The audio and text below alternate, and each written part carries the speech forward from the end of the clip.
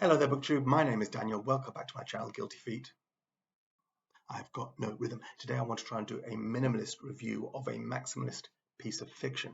And the book I'm talking about is Cuckoo Land by Anthony Doerr, previous novelist and Pulitzer Prize winning author of All the Light We Cannot See, which I kind of enjoyed. I read this in 2015.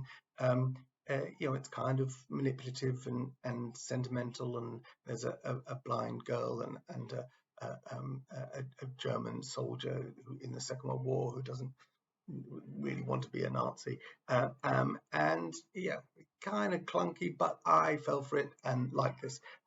Was a little wary of picking up another sort of big 600-page work by Doerr. This came out 18 months ago. I didn't jump on the bandwagon, but I got this copy. This is an ARC that my friend Cindy, who lives nearby, had read this and written about it, and then gave me her copy. So I had it sitting on the shelves, and now I've got round to it probably 18 months after everyone else did it.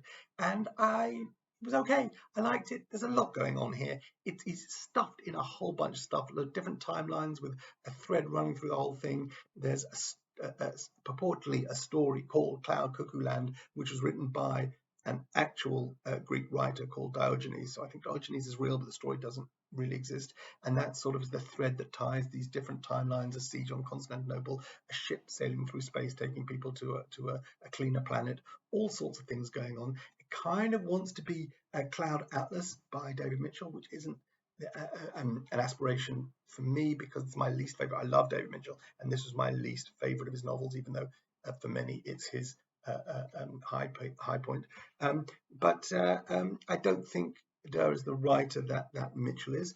But there's good stuff going on here, and it does all tie together, and it did make me cry a little bit. I could have just done with a little bit less. There's so much stuffed in here.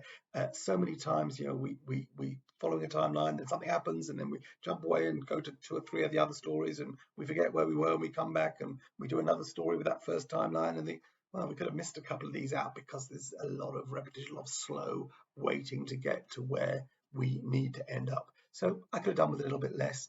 Cuckoo Land itself didn't work for me as a title because I think in the book it's meant to be this something that Diogenes, this Greek writer, came up with, but it was an expression we definitely used in England, at least. If someone was living, if you said something that was ridiculous, made no sense, you were living in Cuckoo Land. So, it didn't work for me as a title, and too much going on. I could have done with a bit less, but many of you have enjoyed it, and if you haven't read it, you may yet. Take care. God bless. Bye.